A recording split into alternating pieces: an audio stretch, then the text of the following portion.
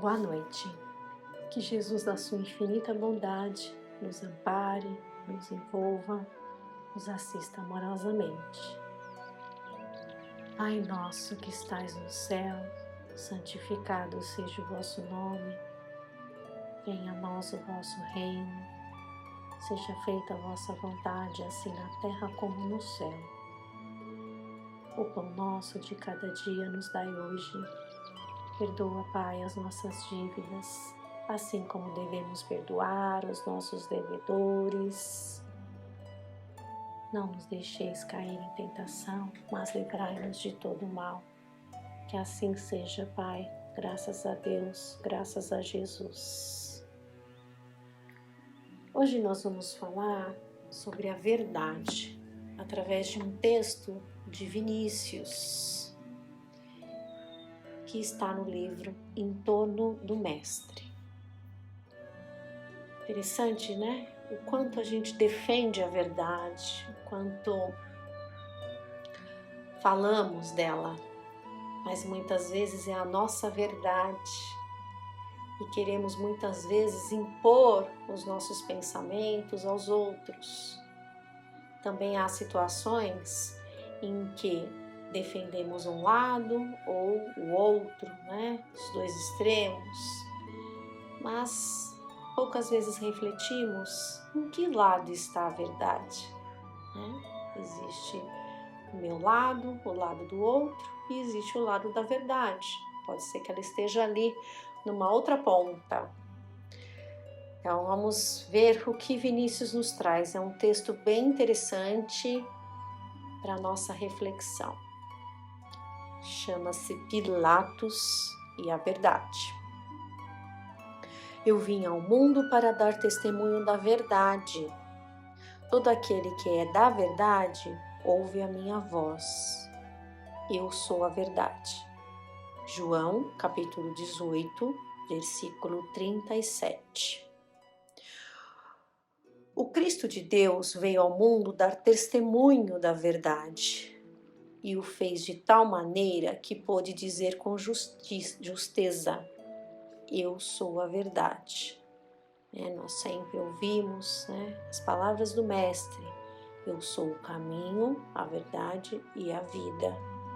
Jesus vivenciou a verdade na sua autoridade moral.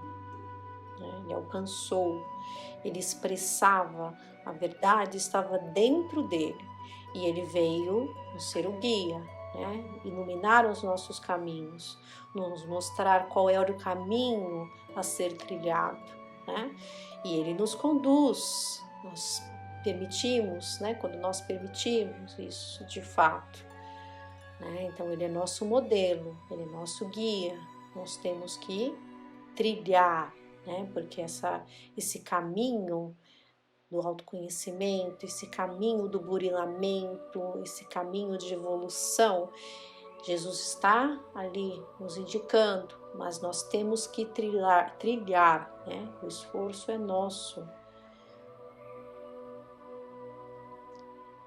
Kisserling, filósofo alemão, assim se exprime a propósito daquela afirmativa do Mestre por excelência. Jesus não precisava da luz de fora, ele mesmo é a luz. Não investigou a verdade, ele possui a verdade, ele mesmo é a verdade. Então tudo era a condição de Jesus, Está dentro dele, ele já alcançou, ele vivencia tudo isso. Tem luz, tem verdade. E diz bem o pensador germânico: os terrícolas buscamos a verdade, procuramos, investigamos, porfiamos pela sua conquista. E de fato muitas vezes a defesa do nosso ponto de vista, Então é uma busca, uma investigação, um destaque, muitas vezes para dizer: veja, eu estava com a verdade, eu estava certo. Então ainda tem um quê de orgulho, de algo que ainda nos cega, O orgulho ele nos cega profundamente e nós precisamos nos esforçar em combater, Esse é o nosso dever, o processo único, graças a cujo emprego alcançaremos nossa emancipação. Então, a verdade, ela nos libertará, né? Emancipar é liberdade. Jesus, porém, é o revelador da verdade, é o seu expoente máximo na Terra, é a mesma verdade humanada. Então, se a gente quer mesmo, de fato, encontrar a verdade, nós temos que buscá-la em Jesus. Muita gente há que confunde verdade com erudição, com certa quantidade maior ou menor de conhecimentos desta ou daquela disciplina, aqui denominada científica. Veja que interessante esse apontamento de Vinícius, né? Que o conhecimento nem sempre, né, é sinal ali de vivência, né? A gente tem que tomar cuidado, porque muitas vezes a gente se pega só nos estudos, no aprofundamento de um volume de conhecimento, só que não aplicável, né? Então, parece que sabemos, mas na verdade nós não sabemos. Principalmente quando a gente estuda algo e não aplica para nós mesmos, né? Que conhecimento de nós mesmos, né? Conhece-te a ti mesmo. Então é a razão, é o raciocínio, essa busca que nós precisamos ter. Mas pelo contrário, nós queremos impor, né, aquilo que nós alcançamos, aquilo que nós conhecemos para os outros, né? Sempre a disciplina se aplica para os outros. A verdade não é bem isso. Ela é alguma coisa distinta do intelectualismo, maxime desse intelectualismo estéril que se presta somente como objeto de adorno para a satisfação de vaidades. Né? Quantas pessoas há, né? Nós temos que tomar cuidado de querer ter um conhecimento enorme apenas para nos destacarmos, né? Para mostrarmos que que fomos além do que o outro foi, né? Competir até, eu sei mais do que você. Você sabe uma parte, né? Você sabe uma parte do conhecimento, uma parte da verdade. Então, quando você se fecha e você não permite, né, estar acessando outras verdades, outros conhecimentos, outros pontos de vista, você se bloqueia para uma troca muito interessante, né? Quem disse que você é o dono da verdade? Quem disse que você conhece tudo sobre esse tema? Né? Quando você permite ali outros pontos de vista, você reflete muito melhor e principalmente aplica a si mesmo, que é essa necessidade. O homem pode ser um intelectual, um homem de letras, sem que todavia possua a verdade. Interessante, né? Porque muitas vezes pessoas ali muito simples, com pouquíssimo estudo, evidentemente que trazem ali uma bagagem de outras vidas, mas que nesta encarnação são pessoas que tiveram pouquíssimo acesso à educação. No entanto, elas têm um conhecimento profundo da vida, de verdade, de vivências, de exemplos, né? De uma sabedoria gigantesca, né? Quanto nós podemos aprender com elas. Há indivíduos reconhecidamente talentosos que vivem inteiramente divorciados da verdade, já por conveniência e interesse, já mesmo por ignorância. Como pode uma pessoa dizer que tem conhecimento e no fundo ela é um ignorante, porque ela é um ignorante da verdade, né? O ignorante é a falta de conhecimento, né? Que interessante essa comparação que o Vinícius faz, né? Porque quando a gente está ali muito preso ao destaque, à vaidade, ao poder, a gente se distancia da verdade, né? Porque aí a gente passa a viver a nossa verdade e quer impô-la aos demais. Sim, por ignorância, repetimos, pois é possível o homem ser erudito, saber muita coisa, ocupar posição de destaque e, a despeito de tudo isso, achar-se nas condições de Pilatos, quando dirigiu a Jesus essa pergunta: mas afinal, que é a verdade? Vamos, pois, tentar dizer aos Pilatos de todos os tempos o que é a verdade. Verdade significa inteireza de caráter, firmeza de ação, segundo certo critério íntimo, harmonia perfeita entre a consciência e a conduta, lealdade e sinceridade consigo mesmo, isto é, com a luz interior do espírito. Então, tem que ser uma coisa que condiz com o fato, né? Com a verdade. Não é o parecer, é o ser. Então, o seu discurso tem que estar em sintonia com a sua prática, né? As suas obras têm que estar em sintonia com o seu discurso. E o seu discurso vem da onde? Vem do que você é, né? Do seu caráter. O que você traz de bagagem íntima, né? Essa luz interior do espírito, você está verbalizando ela através das suas atitudes, né? O homem veraz não é o que sabe muito, é o que não simula nem dissimula, deixando transparecer no exterior, aquilo que vem do seu interior. Eu vou repetir. O homem veraz, né, o homem verdadeiro, não é o que sabe muito, é o que não simula nem dissimula, deixando transparecer no exterior aquilo que vem do seu interior. Né? O que sai da boca é aquilo que está cheio do seu coração. Então, se você está cheio de maldade, lógico que vai sair maldade. Se você vivencia a verdade, né? Você emana a verdade, as suas atitudes condizem com a verdade. Conhecimento, né? O homem da verdade é aquele cujo falar é sim, sim, não, não, como preceitua o Evangelho. O homem da verdade não usa de subterfúgio, nem de circunlóquios, não se mascara com qualquer espécie de disfarce.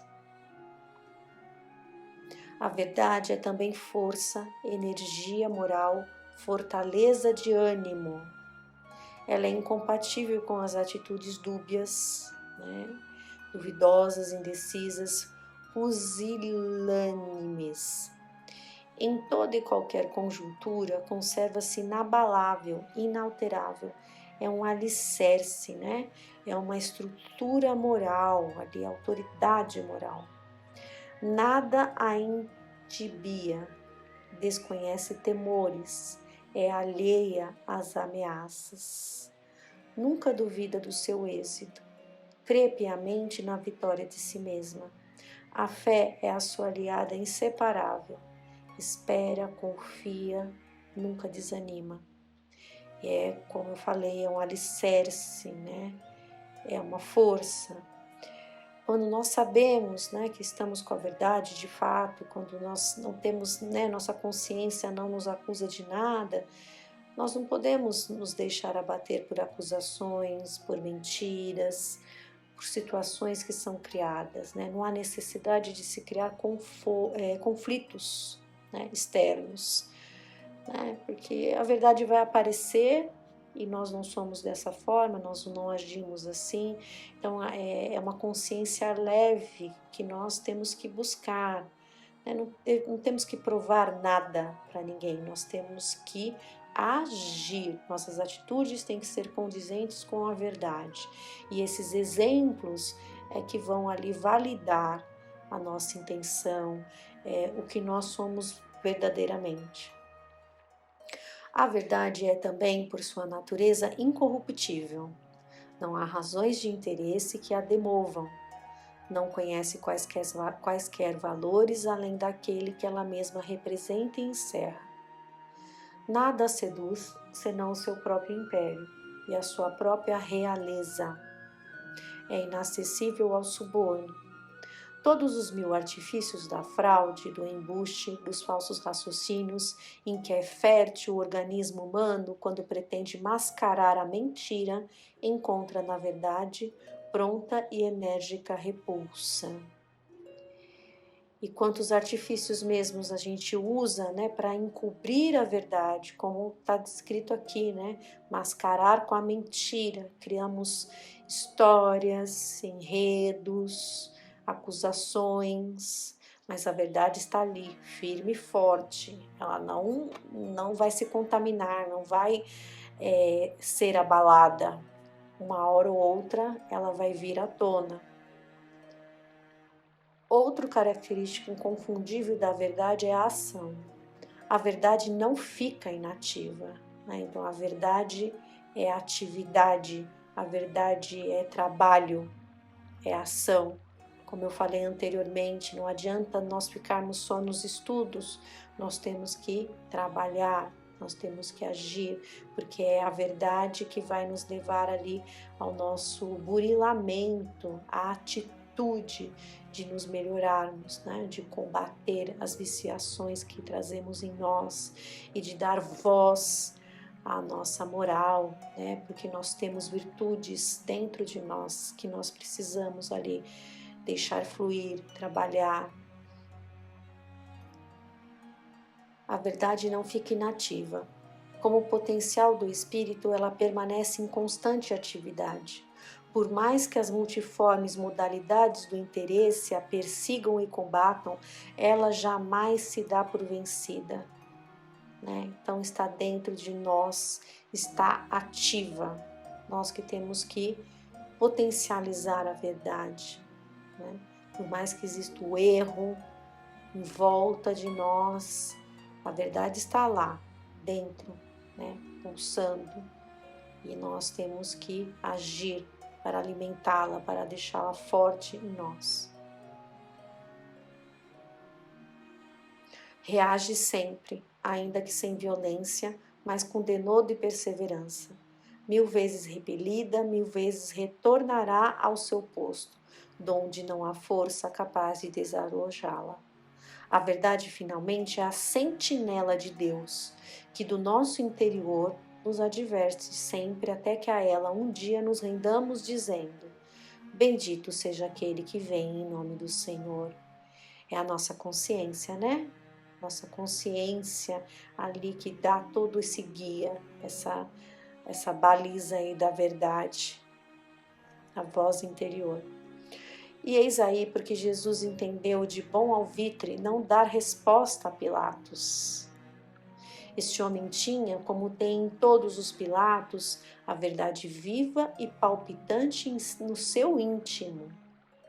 Sentia-se em positivo e franco conflito com ela contra a condenação da vítima inocente.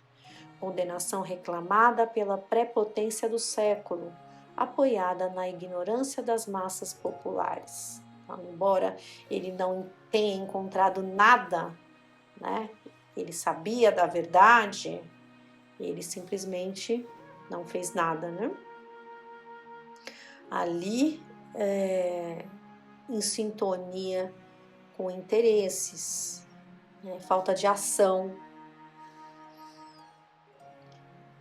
Encontrando-se, pois, em contato direto com a verdade, já pelo interior, já pelo exterior, Pilatos, contudo, não sabia onde ela se achava nem o que ela era. Ele não teve o alcance ali de perceber, porque ele tinha essa verdade deturpada do exterior, né? Dos interesses. E mais a bagagem que ele mesmo tinha, né? Sua conduta em desacordo com seu foro íntimo, lavrando sentença de morte contra aquele cuja inocência publicamente confessara. Atesta em realidade que Pilatos não se achava em condições de perceber a verdade, de saber e sentir o que ela é, de aquilatar do seu valor e importância. O que o preposto romano entendeu perfeitamente bem foi o que seu cargo, a sinecura de que esplendidamente vivia, estava em jogo. Diante da possibilidade de cair das graças de César e perder o posto que ocupava e as prerrogativas que fruía, o romano contenta-se com um platônico protesto acompanhado da célebre cerimônia do lavar as mãos e assina covardemente a sentença de morte contra a própria verdade, contra Jesus. Assim continuam procedendo os Pilatos de todos os calibres, nas múltiplas emergências da vida em que são chamados a se pronunciarem na escolha entre a verdade e o interesse. Então é muita reflexão mesmo, né? Como nós estamos sufocando a verdade dentro de nós, ali vencidos pelas conveniências, pelos interesses externos, por situações ali que vão nos dar um pouco mais de conforto material, que vão nos dar um destaque e alimentar mais o nosso orgulho. Nós estamos ali escolhendo um caminho que nós sabemos intimamente que não é o caminho da verdade. Nós estamos ali alimentando pessoas, né, com uma pseudo-verdade, que estão claramente mentindo, indo em desencontro com os nossos valores, mas que nós não temos ali a coragem de agir e de sermos mais firmes, né? Ou de nos aprofundarmos, né? Como eu falei no começo, onde está a verdade? Né? Quem está falando a verdade? O que de fato aconteceu? E muitas vezes nós tomamos partidos, nós acabamos ali contraindo dívidas que não são nossas, ou aconselhando as pessoas com uma visão deturpada, né? Então fica para nossa reflexão esse texto de Vinícius, né? Que fala, né, de Pilatos e a verdade. Então, que Deus nos abençoe, nos ampare, nos auxilie, que cada vez mais nós possamos, né, ser severos ali com os nossos erros, indulgentes com os erros alheios, que possamos pensar sempre na necessidade da correção que nós necessitamos, do conhecimento das dificuldades, das viciações que nós mesmos carregamos e alimentamos, e que possamos definitivamente seguir a Jesus, né? Essa luz, a verdade, né? O caminho que Ele tem nos indicado. Que assim seja.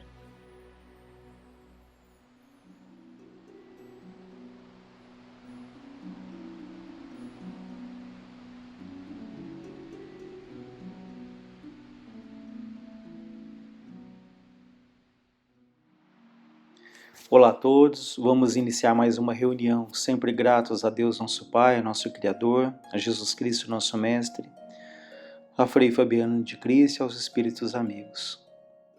Pedindo por todos os que sofrem do corpo e da alma, por obsessores, obsidiadas, por todos os suicidas, pelos que pensam em suicídio, e sempre pedindo a Deus que jamais nos falte o bom ânimo, a confiança e a certeza de tanto amparo, de tanta assistência. Nós hoje trouxemos do livro Alerta, que é um livro psicografado pelo Divaldo através do espírito de Joana de Ângeles, que ele fala sobre os pontos vulneráveis, né? O que seria um ponto vulnerável? Aquele ponto exposto, aquele ponto frágil, aquele ponto que está sujeito ali a ser atacado.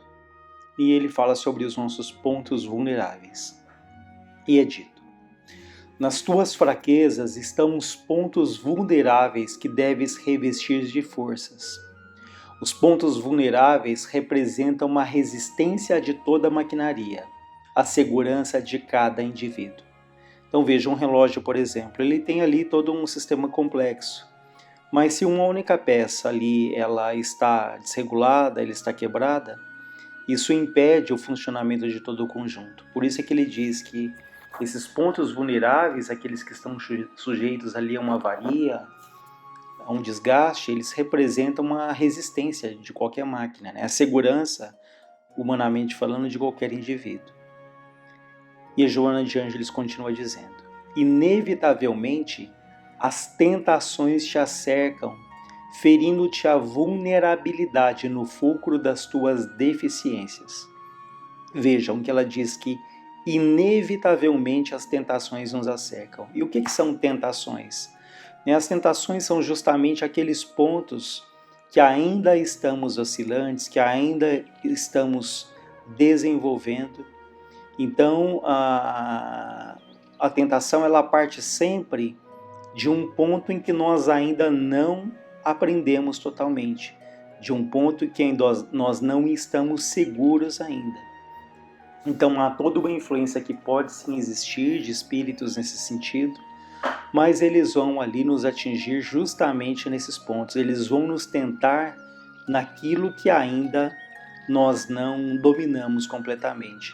Porque se há pontos na nossa vida que aquilo já está muito bem resolvido, que aquilo já está cristalizado, ainda que venha alguma tentação, aquilo não vai nos incomodar. Aquilo não vai aguçar a nossa vontade, o nosso desejo, a nossa curiosidade, né? Então, justamente as tentações, elas acontecem nos pontos que nós ainda precisamos solidificar, né, e de fato aprender e sentir aquele ensinamento. E ela dá alguns exemplos dessas tentações, né? Ela diz: se te agradam umas sensações mais fortes, sempre as defrontarás atraentes, envolvendo-te e atormentando-te. Vejam, ela fala: se nos agradam sensações mais fortes, aquelas situações em que nós queremos intensidade em tudo, o bom não é suficiente, o normal não nos agrada, tudo tem que ser superlativo, tudo tem que ser muito intenso.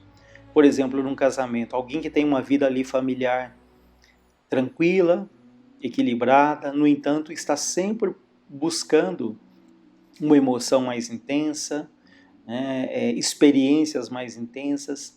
Então, se nos agradam essas sensações mais fortes, nós vamos encontrá-las, né? Atraentes, como ele diz, vão nos envolver, vão nos atormentar. Se te espicaçam, se nos chamam a atenção ali o interesse, a ganância e a cobiça, respirarás o clima dos onzenários. Então, se somos pessoas interesseiras e altamente apegadas ali ao dinheiro, ao poder, à matéria, então nós vamos respirar nesse clima dos onzenários. Onzenários são justamente essas pessoas cuja preocupação com o dinheiro, em acumular, em ter, sobrepõe a tudo na vida. São pessoas que estão sempre inseguras, estão sempre com medo de que aquilo que elas têm hoje, amanhã possa não ter, o medo de serem enganadas, o medo de perder ali o seu dinheiro. Então, se nós respiramos nesse clima, nós vamos encontrar ali também muitas pessoas que têm ali um interesse, uma ganância exagerado. É claro que nós devemos ser previdentes, cautelosos, administrar bem ali os recursos que a vida nos concede, mas aqui é a questão do equilíbrio, né? Quando nós temos uma preocupação excessiva, ao invés de administrarmos os bens materiais, nós somos escravos até, né? Por esse medo constante, essa busca desesperada por ter ali cada vez mais, ou esse apego, ainda que não tenhamos tanto, mas um apego ali exagerado. Ela diz: se te interessa uma maledicência e impiedade, sempre descobrirás imperfeições e deslizes nos outros que para muitos passam despercebidos. Ou seja, se nós temos ali o hábito da maledicência, da fofoca, nós vamos perceber em muitas pessoas situações para fazermos um comentário maldoso, né, uma fofoca, uma calúnia até, nos casos mais graves. Mas aquele que está ali focado no seu próprio crescimento, aquele que não tem essa preocupação, ele não vai ter nem ter tempo para ficar olhando tanto para a vida do outro.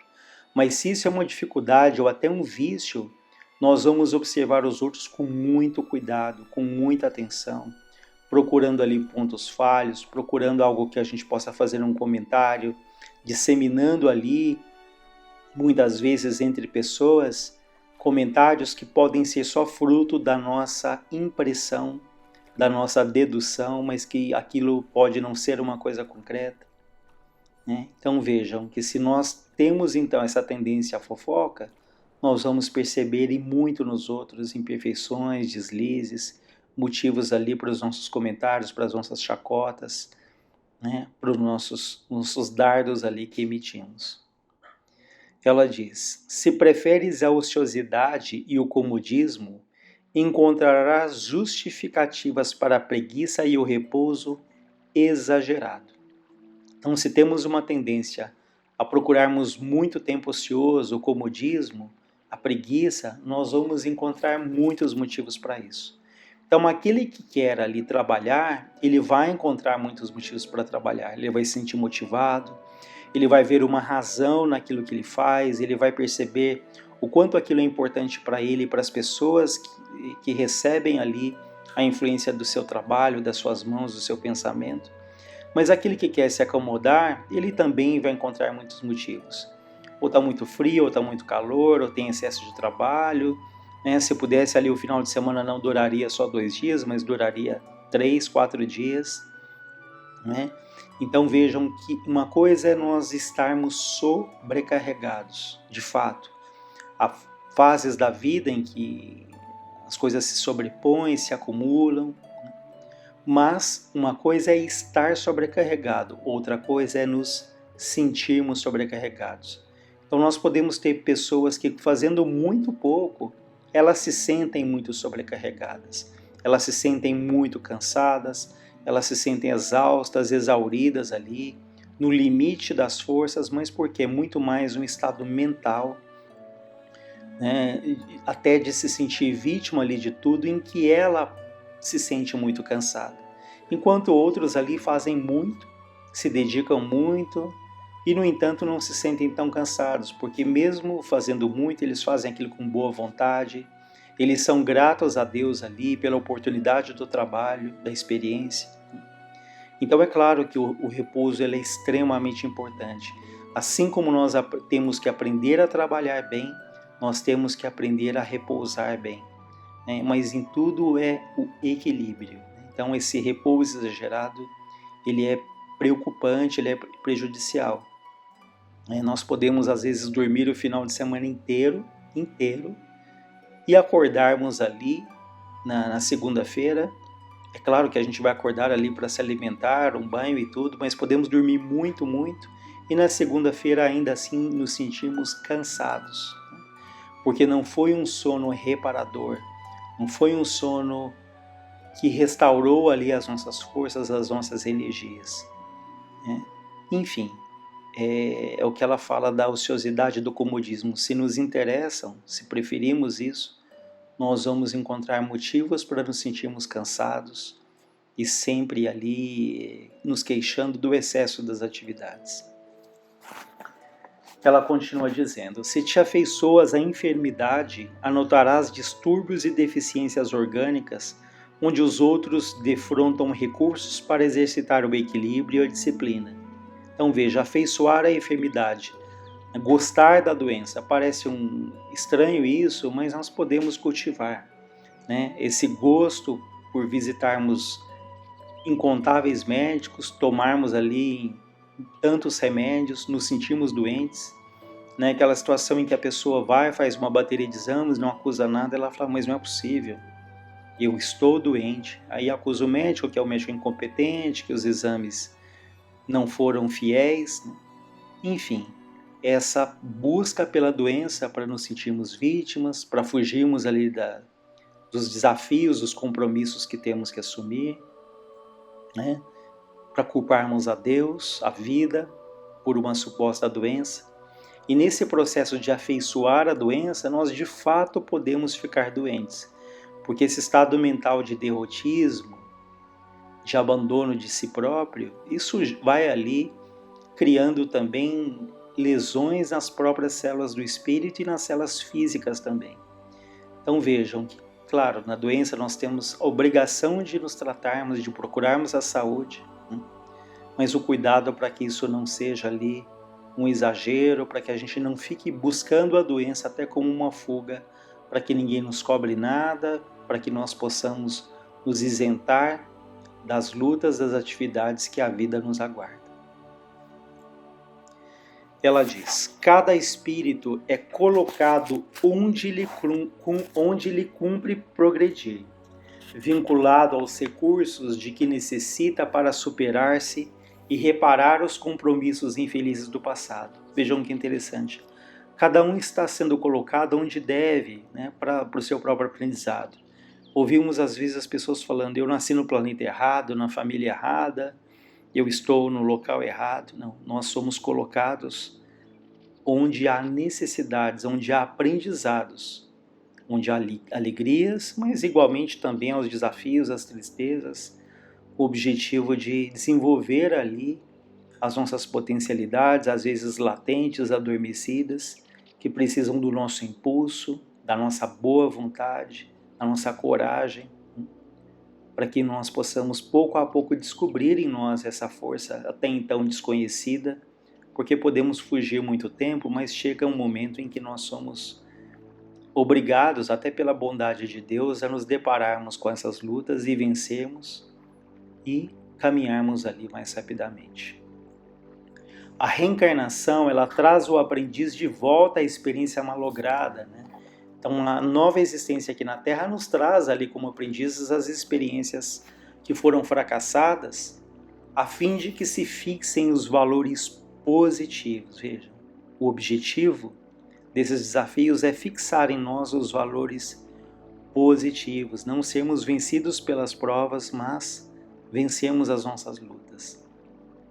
Tendências e aptidões boas e más ressumam, né, têm a sua origem no pretérito espiritual. Então, as nossas tendências, aptidões, as nossas qualidades ou as nossas dificuldades, elas têm a sua origem no passado, que estão gravadas no nosso corpo espiritual.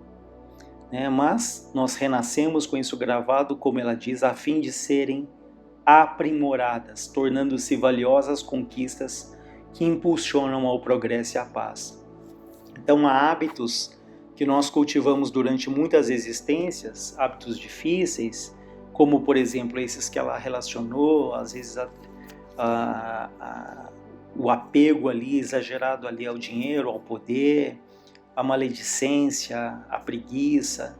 Então, se nós alimentamos esses hábitos durante muitas encarnações, é muito natural que nessa agora, a vida nos exija ali uma energia, um esforço para tomarmos outras atitudes, mudarmos esse padrão mental que nós alimentamos, né? Mas sempre o que ela reforça aqui, o objetivo é que se fixem em nós os valores positivos. A tua segurança interior, ela diz, depende da tua inclinação e preferência, cabendo-te a tarefa de renovar as forças, vigiar as fraquezas que se transformam com o tempo em equilíbrio e vigor. Então, a nossa segurança vai depender muito da nossa inclinação, da nossa preferência, das nossas escolhas. E é interessante que nós podemos ter ali durante a vida uma série de pontos bons, positivos, mas às vezes um ponto que é ali para desenvolver, algum ponto ali que é uma verdadeira tentação, ele pode colocar a nossa existência ali em situação bastante difícil, né? Nós vemos, por exemplo, a questão de um vício, de uma dependência química. Quantas vezes a família fala que é uma pessoa de um coração enorme, uma pessoa extremamente bondosa, um bom pai, um bom filho, um bom marido. No entanto, quando se deixa levar pela dependência, se envolve em uma série de situações difíceis, né? Prejudicando a vida espiritual, emocional, o próprio corpo físico, que vai sendo danificado ali pelo vício. Enfim, às vezes foi um ponto só, mas aquele ponto é esse ponto vulnerável, aquele ponto que pode comprometer o restante. Por isso é que ele fala para que a gente se fortaleça, para que a gente possa ter boas escolhas, pedindo muito a Deus, ao nosso espírito protetor, aos espíritos amigos que nos ajudem na força necessária para vencermos essas tendências que todos nós, em maior ou menor grau, nós trazemos do passado, assim como também trazemos as nossas conquistas, os valores positivos. Mas cada um ali, se analisando, olhando com cuidado, vai se perguntar: qual será o meu ponto vulnerável? Quais são os meus pontos vulneráveis? Quais são as áreas da minha vida que eu tenho que tomar mais cuidado? Então, fazer uma análise bastante criteriosa, né? E quando percebermos que não haja ali também um julgamento impiedoso, mas que pensemos, eu preciso tomar cuidado nesses pontos. E é interessante que uma das maneiras de sabermos quais esses pontos é nos perguntarmos: o que acontece com muita frequência na minha vida que não acontece tão frequentemente com os outros? Né? Porque a dificuldade que nós temos, as situações, eu brinco que elas não aparecem, elas brotam, né? Nos ali convidando a tomarmos aquele caminho. Então aquilo que acontece muito frequentemente é um ponto que a gente tem que tomar cuidado.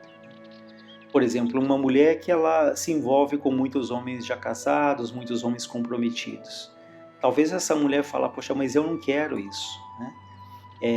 Não é a minha escolha, eu não quero me envolver com ninguém comprometido. Mas a gente não sabe, né, como já acompanhamos casos, que às vezes no passado foi uma mulher que se envolveu ali com homens casados, que ali criou a ruptura de várias famílias, muitas mágoas da esposa daquele homem, dos filhos, né? Então, né, e ela pode falar, poxa, mas a culpa não é minha, eu era solteira, ele era casado. Só que nós acabamos ali nos comprometendo sim, e podemos renascer nessa existência agora, sujeitos a passar por situações semelhantes, em que mesmo que nós não queiramos, nós vamos atrair essas situações. Atrair por quê? Porque nos envolvemos naquela situação, isso vem ali gravado na nossa matriz, no nosso registro, no nosso corpo espiritual. Então por isso é que a gente se pergunta, por que acontece tanto? Uma pessoa, por exemplo, que nunca foi assaltada, tem pessoas que já foram assaltadas 10, 20, 30 vezes, né? Por que isso? Então, essa pessoa que foi assaltada tantas e tantas vezes, talvez ela tenha desviado dinheiro no passado, assaltado também, enganado alguém, e ela vem sujeita a passar por isso e ela atrai, né? Então, essas situações que se repetem muito na nossa vida, vale a pena um olhar cuidadoso para percebermos, opa, esse aqui é uma área que eu tenho que tomar mais cuidado. E para finalizar, ela diz, no que delinquistes, né, no que errastes, trazes a marca íntima. Conforme te comprometestes, renasces com a matriz de registro, que é isso que nós acabamos de comentar, que aquilo vem gravado em nós. De acordo com o erro, voltas aos sítios, né, aos locais, aos ambientes familiares onde deves repará-lo. Assim também ocorre em relação às ações enobrecidas, ou seja, as ações enobrecidas no bem, elas também estão ali fixando em nós, também vão atrair coisas positivas, né? Situações que também vão nos levar ao crescimento. Essas situações enobrecidas, né, nos induzem ao crescimento espiritual com superação das próprias forças na grande arrancada do espírito. Não te permitas concessões desconcertantes, nem prazeres que anestesiam a razão e perturbam o sentimento. Ou seja, há muitas situações que nós sabemos que elas não serão boas, né? Mas ele fala, não te permitas, né, concessões desconcertantes, nem prazeres que anestesiam a razão. Enfrenta as tuas fraquezas, conscientiza-te dos teus pontos vulneráveis e constatarás quão fácil te será vencer as tentações e superar as más inclinações que te atormentam. Então fica aí esse texto para nossa reflexão. Que Deus nos ampare, nos fortaleça, nos envolva hoje e sempre. Graças a Deus.